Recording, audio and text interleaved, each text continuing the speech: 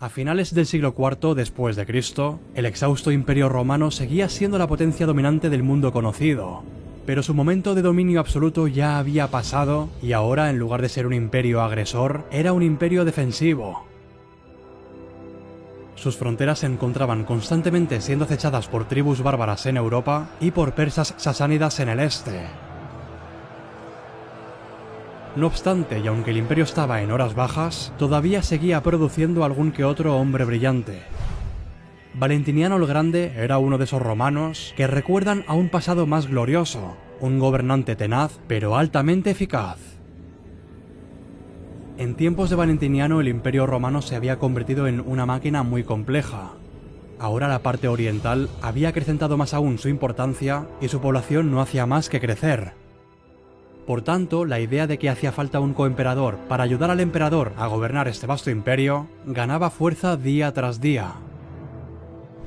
En consecuencia, Valentiniano se vio obligado a ceder ante esta petición popular y nombró a Flavio Julio Valente como coemperador para la parte oriental del imperio.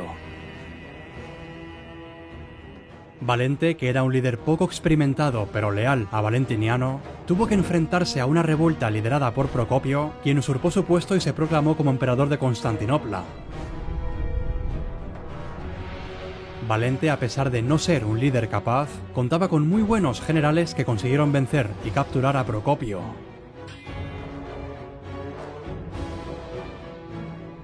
A pesar de haber sofocado con éxito esta revuelta, las aguas todavía se presumían turbulentas, y los godos, quienes miraban con ojos codiciosos todo lo que ocurría en territorio romano, pronto empezaron a hacer incursiones en Tracia.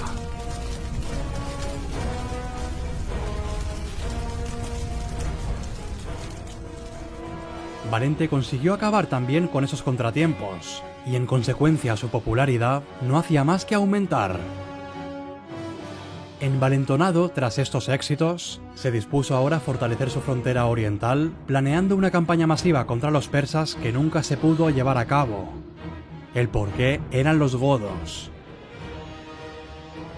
En el año 376, una enorme fuerza goda liderada por Fritigerno se apostó en la frontera del Danubio y pidió permiso para establecerse dentro de territorio romano, ya que los lejanos hunos estaban causando estragos en toda la gran llanura europea. El coemperador romano en aquel momento se encontraba en la frontera del este reuniendo tropas para su gran aventura persa, pero al enterarse de la solicitud de los godos, percibió esto como una gran amenaza y modificó sus planes. En aquel momento la frontera del Danubio estaba muy mal defendida, pues el gobernador provincial Lupicino contaba con tan solo unos pocos miles de soldados bajo su mando. Valente, siendo consciente de la debilidad de su frontera, no tuvo otra opción que aceptar la petición de Fritigerno y dejarles pasar.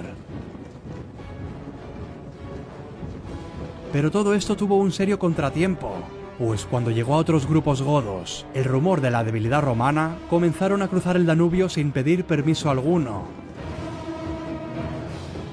Lo cierto es que no era la primera vez que los bárbaros acechaban al imperio romano, pero esta vez era diferente, pues esta vez el gobernador romano carecía de recursos para manejar la peliaguda situación. Al dar permiso a los godos para cruzar el Danubio, Valente les exigió la entrega de armas, así como de varios rehenes. No obstante, los godos se negaron a entregar las armas y cruzaron igualmente la frontera. En este punto, para Lupicino la situación era crítica, y rápidamente reunió a todas las tropas que había en el Danubio para custodiar a los godos hasta la sede regional romana en Marcianópolis.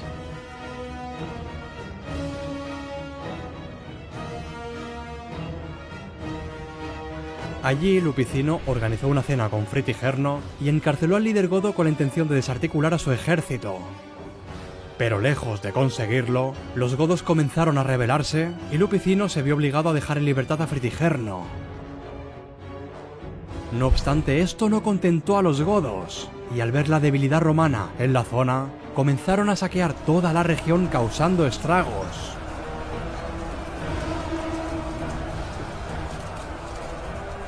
Lupicino, al ver que la situación se le estaba yendo de las manos, reunió a los pocos miles de hombres que tenía a su disposición y dio caza a los bárbaros cerca de Marcianópolis. Pero el esfuerzo fue en vano, pues la furiosa horda bárbara venció aplastantemente a los romanos. Lupicino logró escapar de esta contienda con vida, pero la derrota contra unos godos que venían con una mano delante y otra detrás se convirtió en un asunto urgente de estado. Mientras tanto y después de la batalla, los godos siguieron su curso de saqueo y rapiña por toda la región.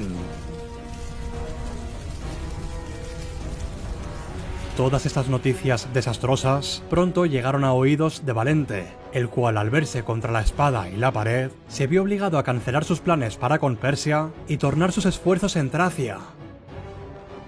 La situación era tan crítica que Valente incluso pidió ayuda al emperador occidental Graciano, el cual hacía poco tiempo que había sucedido a Valentiniano. No obstante, cuando Valente llegó a Constantinopla, cambió de opinión y en lugar de esperar la ayuda de Graciano, decidió enfrentarse él solo a los godos para llevarse toda la gloria. De este modo marchó hacia Adrianópolis y el 9 de agosto de ese mismo año, ambas fuerzas se vieron por fin las caras. El contingente godo instaló su campamento en una pequeña elevación que le proporcionó una gran ventaja estratégica. Además, los bárbaros rodearon la zona con un círculo defensivo de carros, una especie de empalizada improvisada. Su fuerza de combate se componía de unos 15.000 hombres bien fornidos y alimentados, defendiendo una posición elevada. Por su parte, Valente contaba con unos 20.000 hombres que estaban exhaustos por marchar tantos kilómetros en pleno mes de agosto. La acción comenzó cuando Fritigerno se puso a quemar todo el pasto seco que había entre los bárbaros y los romanos.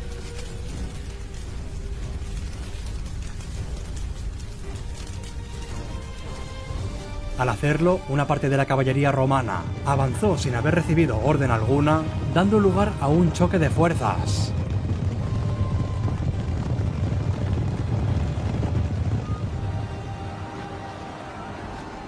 Para colmo de males para los romanos, la caballería del ala izquierda, al ver a sus compañeros entrar en combate, también cargó contra el flanco derecho godo.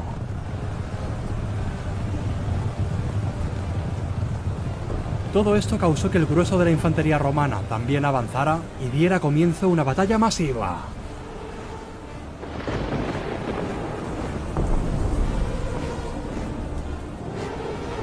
Mientras que la carga de caballería romana del ala izquierda tuvo relativo éxito, los jinetes del flanco derecho que habían cargado primero fueron poco a poco rechazados por la infantería goda. Mientras tanto, la lucha del grueso de ambos ejércitos en el centro parecía estar equilibrada. No obstante, la infantería romana estaba en cierta desventaja al combatir los godos en una posición más elevada. Y esto hizo que poco a poco los hombres de Valente fueran cediendo terreno. Aún con todo, la batalla estuvo estancada sin un claro vencedor durante varias horas. Pero de repente, varios miles de jinetes bárbaros aparecieron de la nada, dando un golpe de gracia a los romanos. En cuestión de minutos, las fuerzas de Valente fueron cayendo cual fichas de dominó, y a pesar de los intentos por proteger los flancos, ya nada había por hacer. Lo que siguió entonces fue una auténtica carnicería, acabando los romanos con miles de bajas, incluyendo al propio Valente y a todo el alto mando romano.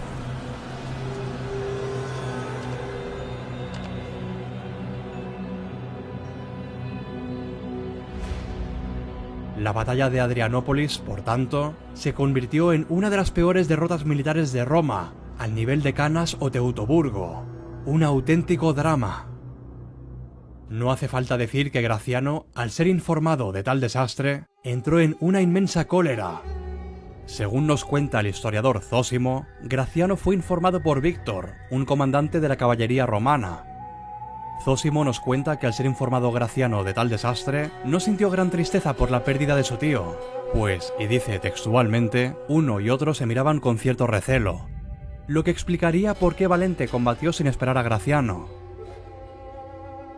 Durante los siguientes años los godos dominaron la región, dejándola completamente arrasada. No obstante, esto no supuso el colapso de la parte oriental del Imperio Romano, pues pronto un joven general llamado Teodosio consiguió, con la ayuda de Graciano, salvar